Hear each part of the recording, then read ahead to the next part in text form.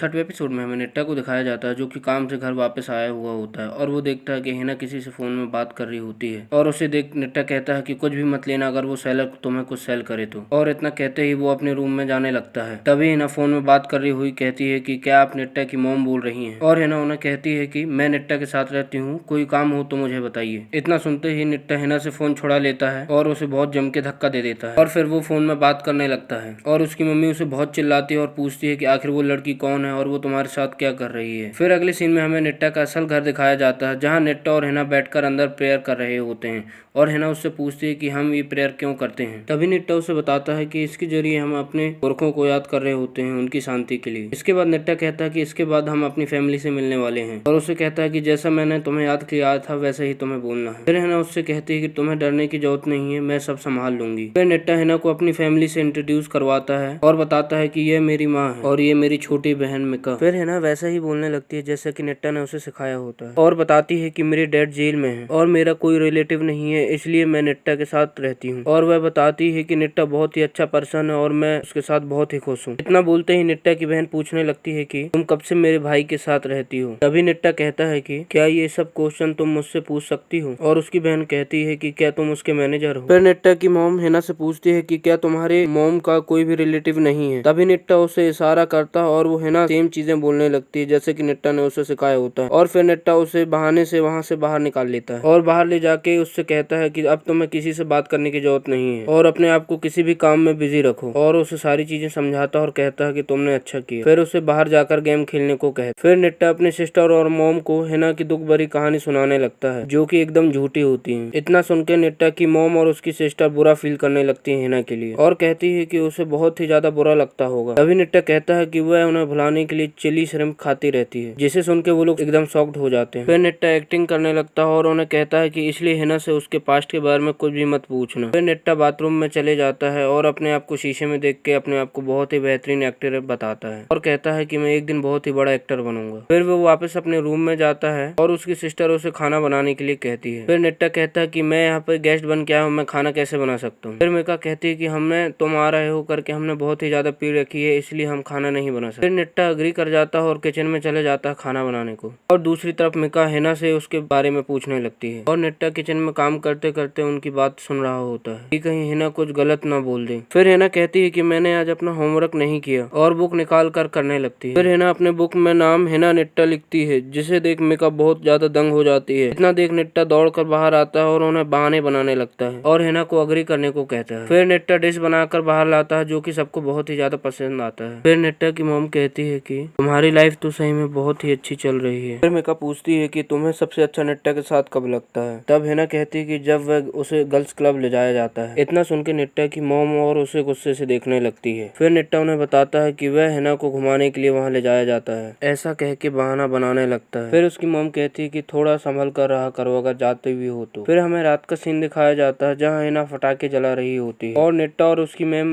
बैठकर ड्रिंक कर रहे होते हैं। तभी निट्टा पूछता है कि इतने सारे फटाके कहाँ से आ गए। तब उसकी मॉम बताती है कि कुछ रिलेटिव किड्स आए थे, वही छोड़कर चले गए हैं। फिर हिना उस फुलझड़ी से चींटियों को जलाने लगती है जिन्हें देख मिका जो कि नशे में होती है उसे थप्पड़ मार देती है और कहती है कि हम सब एक हैं और नशे की हालत में उसे भाषण देने लगती है। फिर निट्टा की मॉम कहती है कि हिना बहुत ही अच्छी लड़की है और तुम्हें उसे और अच्छे से पढ़ाना होगा और सिखाना होगा। तभी निट्टा बातों ही बातों में उसकी मॉम को सच बताने लगता है कि कैसे उसने हिना को घर से बाहर निकाल दिया था। और इतना में ही तभी निट्टा बहुत ही ज्यादा घबरा जाता है कि ये मैंने क्या बता दिया। फिर निट्टा की मॉम सच सुनने के बाद उसे बहुत ही ज्यादा चिल्लाने लगती है और कहने लगती है कि तुमने ये हमसे क्यों छुपाया कि हिना तुम्हारी बेटी है। तभी हिना कहती है कि निट्टा झूठ नहीं बोल रहा है और हिना बहाने बनाने लगती है जिसे देख निट्टा सोचता है कि हिना इतनी समझदार कब से बन गई और वो अपने पास्ट को किए के लिए पछताता है और इमोशनल हो जाता है। फिर निट्टा उसके पास जाता है और हिना को कहता है कि तुम्हें कुछ भी एक्सप्लेन करने की जरूरत नहीं है, जिसे जो मानना है मानने दो। और सबको बहुत ही ज्यादा गुस्सों से देखने लगता है। फिर थोड़ी देर में वो सब सॉर्ट आउट कर लेते हैं और बियर चेस करने लगते हैं। फिर अगली सुबह सब उनके डैड की फोटो के सामने बैठकर प्रेयर करने लगते हैं और निट्टा की मॉम कहती है कि हिना की आंख बिल्कुल उसके दादा पे गई है, जिसे सुन के निट्टा को हंसी आ जाती है। फिर अगले सीन में हमें कुछ लोगों को दिखाया जाता है जो कि होमलेस पीपल हैं जो कि पार्क में रहते हैं, उनके लिए प्रोटेस्ट करते हैं, जिन्हें देख अंजू समझ नहीं पाती है। फिर वो घर जाकर एहसान से पूछने लगती है कि ये सब आखिर क्या बोल रहे हैं। अब एहसान उसे बताता है कि अब मैं तुमसे और नहीं छिपा सकता हूँ और उसे सारी चीज बताता है कि कैसे से पार्क में रहना हम सबके लिए लीगल है और हम सब यहाँ ज्यादा दिन तक नहीं रुक सकते हैं। इस बात को सुन के अंजू शॉक्ड हो जाती है। फिर वह सभी एक जगह बैठकर अंजू के फ्यूचर के बारे में सोचने लगते हैं और कहते हैं कि हमें अंजू को छोड़कर जाकर अच्छा नहीं लग रहा और सभी सैड हो जाते हैं। फिर अगली सुबह हमें अंजू को दिखाया जाता है जो कि बोर्ड बना रही होती है प्रोटेस्ट के लिए और सबको मोटिवेट करती है कि हमें भी प्रोटेस्ट करना चाहिए। तभी वहाँ एहसान आता है और अंजू से कहती है कि हमें गिव अप नहीं करना चाहिए, पर एहसान उसे कहता है कि अब हमें इस जगह को छोड़कर जाना ही होगा। इस बात को सुनकर अंजू सैड हो जाती है। तभी एहसान उसे कहता है कि हमें मूव ऑन करना चाहिए और उसे बताता है कि आज रात हमने फेयरवेल पार्टी रखी है। फिर वह सभी रात में बैठकर ड्रिंक कर रहे होते हैं। तभी वहाँ अंजू आती है और उन सबको फिर से मोटिवेट करने लगती है कि हमें हार नहीं मानना चाहिए, जिसे सुनकर एक ओल्ड मैन फ्रस्ट्रेट हो जाता है और उठकर अंजू को बहुत जम के चिल्लाने लगता है और कहने लगता है कि क्या हमें कोई शौक है यहाँ से जाने का, और इमोशनल हो जाता है और इतना सुनते ही अंजू भी रोने लगती है। फिर अगली सुबह अंजू अपना सारा सामान पैक कर रही होती है और पूरे सामान को समेट रही होती है और वे सारे ओल्ड मैन ओताको सेन को कहते हैं कि इसका ख्याल रखना और अंजू को बाय करके वहाँ से जाने लगते हैं। पर तभी अंजू उन्हें रोकने की कोशिश करती है पर नहीं रोकती है। फिर वे सब वहाँ से चले जाते हैं रोते रोते। फिर अगले सीन में हमें दो शेफ को दिखाया जाता है जहाँ ओताको सेन अंजू को लेके जाती है और शिफ्ट होने को कहती है और वह दोनों भी अंजू को रखने के लिए अग्री कर जाते हैं। फिर वे अंजू को अंदर ले जाके अपने साथ बैठकर खाना खिला रहे होते हैं पर उनके बोलने पे भी अंजू खाना नहीं खाती है और कहती है कि मुझे इसके कितने पैसे देने होंगे। तभी वो दोनों उसे बताते हैं कि इसके कोई पैसे नहीं लगते हैं। फिर वो लोग खाना खाना स्टार्ट कर देते हैं। तभी अंजू उन ओल्ड मैन को याद करके रोने लगती है। वो लोग उसे सोने के लिए भेज देते हैं और एक साथ बैठकर अंजू के लिए चर्चा करते हैं कि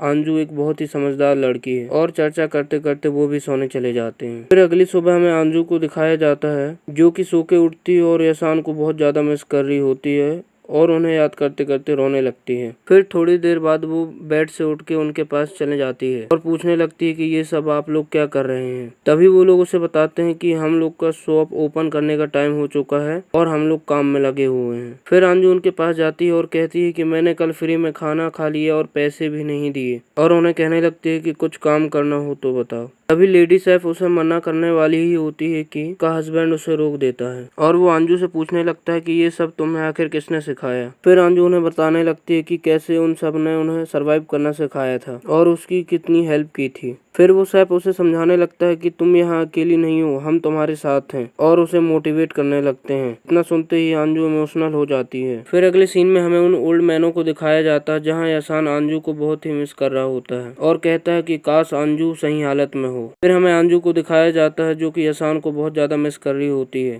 और रोने लगती है। फिर वो शेफ उसे समझाता है कि वो सब ठीक होंगे, वो लोग अकेले नहीं हैं, जिसे सुन के अंजू खुश हो जाती है और उसकी नाक बहने लगती है। फिर वो लेडी शेफ उसे टिश्यू देती है और दोनों मिलके उसे समझाने लगते हैं और यहीं पे हमारे 6वें एपिसोड का एंड होता है।